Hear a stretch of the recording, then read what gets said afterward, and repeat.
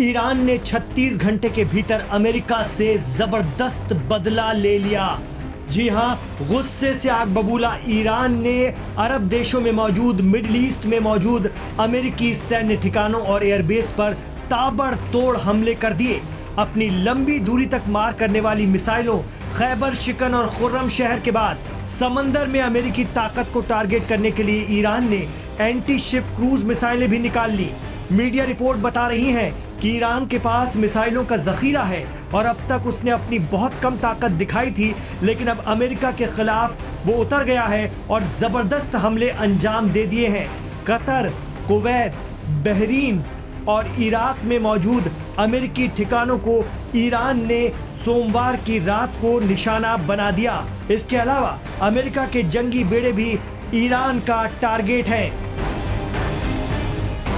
इसके लिए उसके जखीरे में छोटी दूरी तक मार करने वाली या अली, अबू मेहदी और नासर 1 नाम की मिसाइलें हैं। कहा जाता है कि ईरान अब इन्हें बाहर लाया है। इनमें या अली 700 किलोमीटर तक मार करने वाली एंटी शिप क्रूज मिसाइल है। जेट इंजन और संभवतः टोलू U4 टर्बोजेट से लैस ये मिसाइल समंदर में ईरान के दुश्मन के लिए मुसीबत बन जाती है। इसका नाम हजरत अली के नाम पर रखा गया है, जिन्हें शेर खुदा का लक़ब हासिल है और जिनकी बहादुरी और शुजाअत का लोहा दुनिया मानती है। Aim right, achieve big. At KR Mangalam University, we provide you the platform to turn your dreams into reality. At KR Mangalam University. इसी तरह अबू मेहदी अल मुहंदिस एक ईरानी नौसैनिक क्रूज मिसाइल है। इस मिसाइल का नाम IRGC के चीफ रहे जनरल कासिम सुलेमानी के इराकी साथी अबू मेहदी अल मुहंदिस के नाम पर रखा गया है, जो साल 2020 में अमेरिकी हवाई हमले में मारे गए थे। ईरान के सरकारी टीवी ने साल 2020 में बताया था कि Shahid Abu Mahdi naval cruise missile है जो 1000 किलोमीटर तक वार कर सकती है। डिफेंस एक्सपर्ट कहते हैं कि ईरान ने अपनी ये मिसाइल इसलिए निकाली है क्योंकि अब लड़ाई समंदर की तरफ बढ़ेगी। कहा जा रहा है कि कतर, बहरीन, कुवैत और इराक में अमेरिकी एयरबेस पर हमले करने के बाद अब ईरान की नेवी समुद्र में अमेरिकी जंगी बेड़ों और दूसरे एयरबेस को टारगेट करेगी। इधर IRGC ने दावा किया है कि उसने इसराइल पर हमलों के लिए नई युद्ध रणनीति का इस्तेमाल किया है, जिसने इसराइल के रक्षा तंत्र को भ्रमित कर दिया। कुछ मिसाइलें इसराइल के आयरन डोम और दूसरे डिफेंस सिस्टम को भेद कर अपने हदफ तक पहुंची। इनमें खैबर शिकन का प्रदर्शन बेहद अहम माना जा रहा है। IRGC का कहना है कि उसने 20वीं बार इसराइल के खिलाफ खैबर शिकन मिसाइलों का इस्तेमाल किया। इतना ही नहीं, ईरान ने इसराइल के हार्मीज ड्रोन को हवा में ही मार गिराया। ईरान के एयर डिफेंस सिस्टम ने इसराइली ड्रोन को मारा। इसराइली मीडिया के हवाले से खबर आई है कि इसराइल ने ईरान से युद्ध खत्म करने का संदेश भेजा है। वहीं ईरान की तरफ से कहा गया है कि ये जंग खत्म करने का वक्त नहीं है।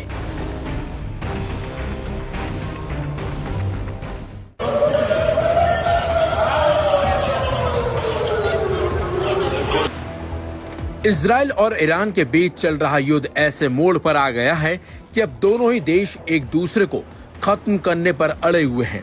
दोनों ही देश एक दूसरे पर ताबड़तोड़ हमले कर रहे हैं, लेकिन ईरान पर अमेरिकी हमलों ने इस जंग को और ज्यादा भड़का दिया है। इस हमले का बदला लेने के लिए ईरान ने इजराइल पर हमले तेज कर दिए हैं। ताबड़तोड़ मिसाइलें ईरान की तरफ से इजराइल पर दागी जा रही हैं। अमेरिकी हमलों के बाद ईरान के supreme leader Ayatollah Ali Khamenei ने इजराइल को सजा देने की बात कही है।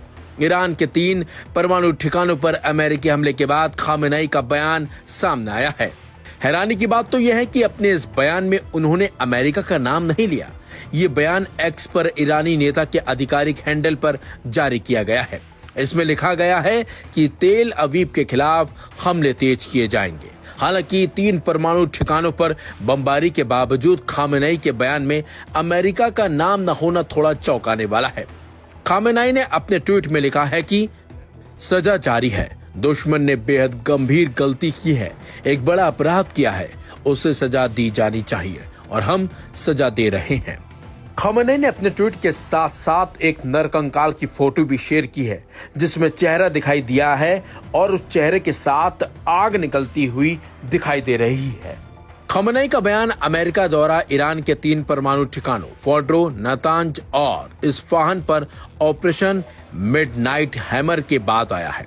आपको बता दें कि व्हाइट हाउस में बोलते हुए अमेरिकी राष्ट्रपति डोनाल्ड ट्रंप ने कहा कि ईरान पर हमला करने का निर्णय ईरान की परमाणु संवर्धन क्षमता को नष्ट करना। Aim right, achieve big. At KR Mangalam University, we provide you the platform to turn your dreams into reality. At KR Mangalam University. और आतंकवाद के नंबर 1 प्रायोजक द्वारा उत्पन्न परमाणु खतरे को रोकना था। ट्रंप ने अपने बयान में ईरान को मिडिल ईस्ट का गुंडा तक बता डाला था।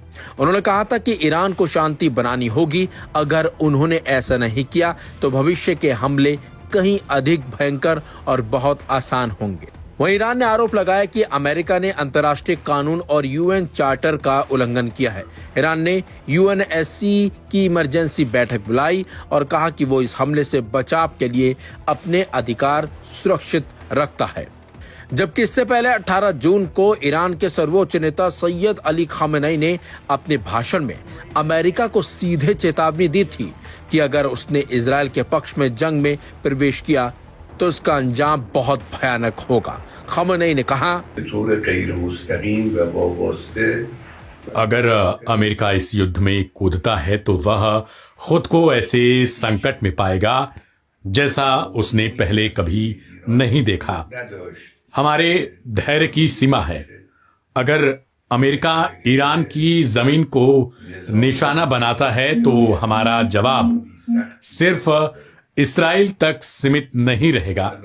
हम युद्ध नहीं चाहते हैं, लेकिन अगर कोई हमारे अस्तित्व को चुनौती देगा या खतरा पैदा करेगा तो हम उसका ऐसा जवाब देंगे जो इतिहास में लिखा जाएगा। अमेरिका इस पूरे संघर्ष को ईंधन दे रहा है। वह इस्राइल के जरिए इस्लामी देशों में तबाही फैलाना चाहता है। उसकी ऐसी सोच लगती है। हम न किसी से डरते हैं, न किसी के आगे झुकेंगे। हमारी मिसाइलें तैयार हैं और हमारी इच्छा शक्ति भी है। बता दें आपको, इजराइल और ईरान के बीच जारी युद्ध में अब अमेरिका भी कूद पड़ा है। ईरान के परमाणु कार्यक्रम को रोकने के मकसद से इजराइल की ओर से शुरू किए गए हमलों को मजबूती प्रदान करते हुए अमेरिका ने रविवार तड़के 3 ईरानी परमाणु केंद्रों पर हमला किया था और दावा किया था कि उसने सब कुछ तबाह कर दिया। जबकि ईरान का कहना है कि वहां पर जिस तरीके से अमेरिका दावा कर रहा है उस तरीके की तबाही नहीं मची है।